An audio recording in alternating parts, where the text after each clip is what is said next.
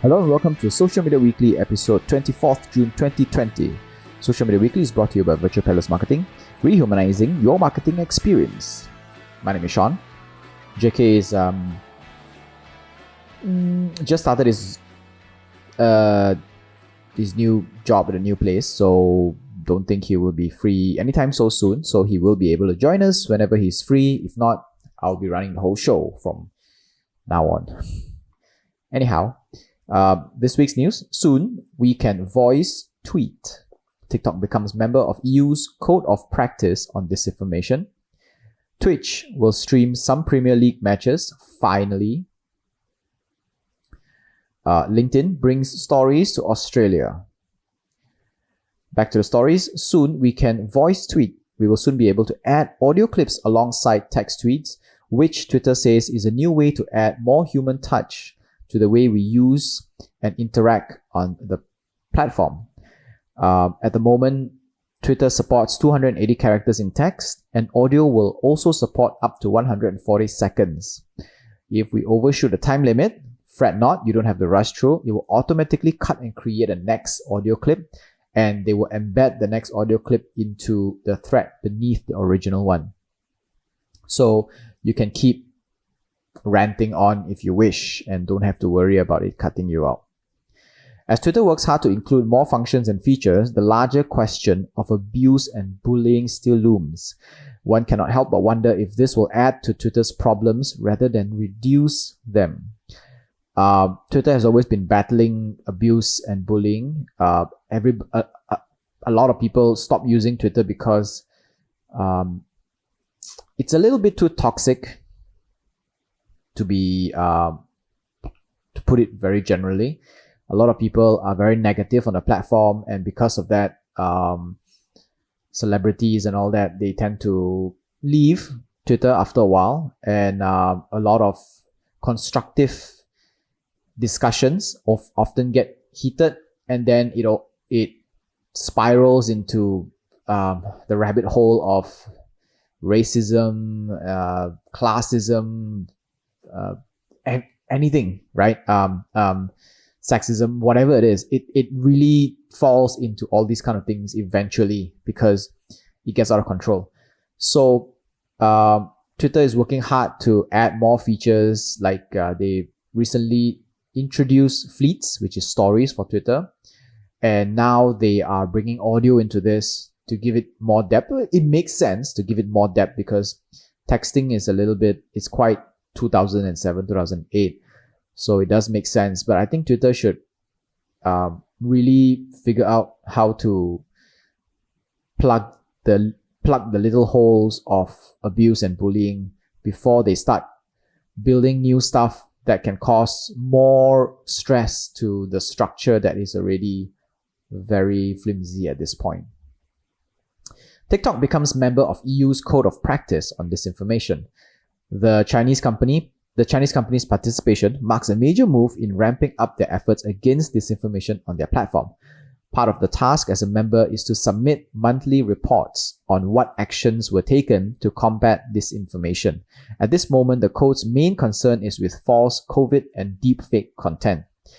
This is a very good move by TikTok, as they are working hard to move away from being a biased Chinese platform that is controlled, where its narrative is controlled by China, and they are obliged to provide information to the Chinese government, to one that actually supports human rights and progress, which works very well for left-leaning people and futurists or privacy people who advocate for a lot of privacy and human rights and all this kind of stuff. So it's a very good move, but we don't know if when stuff hits the fan and the company is required to take a stance whether they are supposed to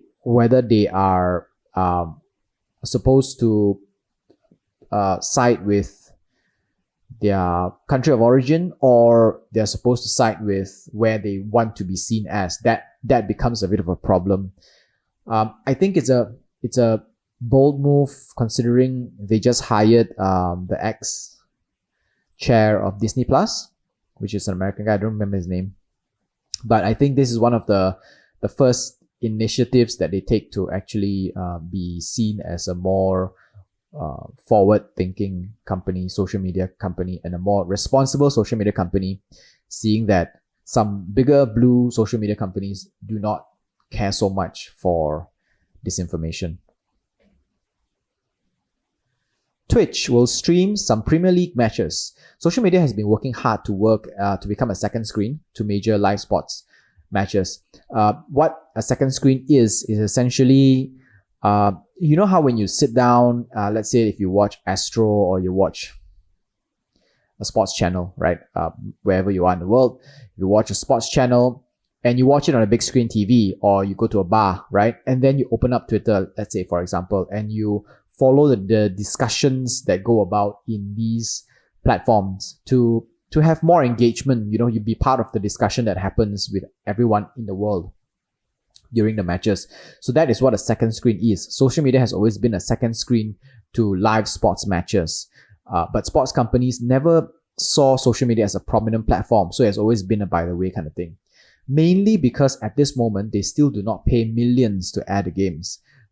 It's TV channels that actually pay millions to actually air all these games. And where the money is, the sports channels will go there.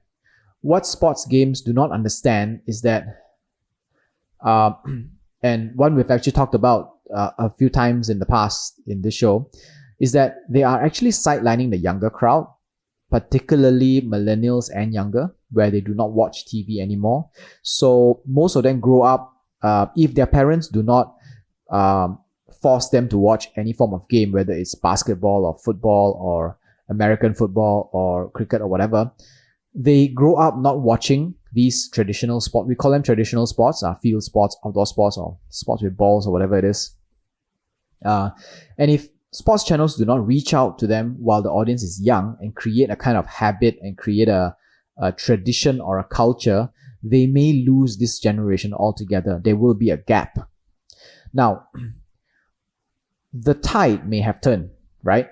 Amazon is planning to stream live Premier League fixtures. For those who don't know, Premier League is actually the English football, what the rest of the world call football, but Americans call soccer. The ball with the black and white things traditionally. That is actually the most Premier League in England or the UK in England.